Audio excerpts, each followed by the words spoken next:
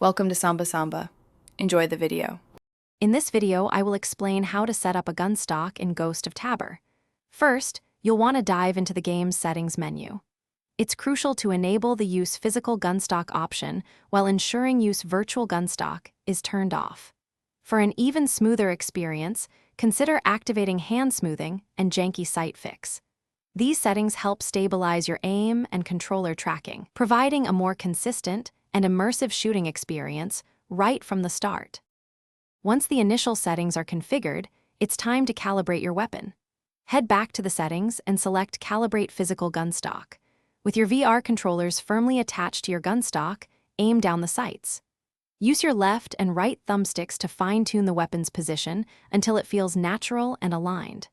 When satisfied, press both controller triggers at the same time to save this calibration for the current weapon type.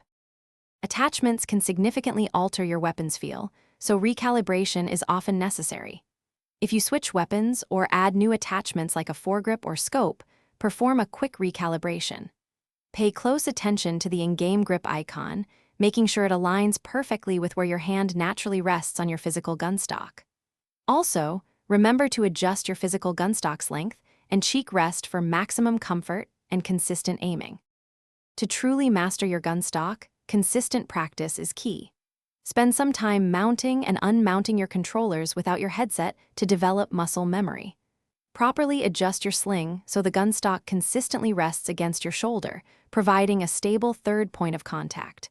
Whenever possible, keep your trigger hand attached to the gunstock for rapid aiming.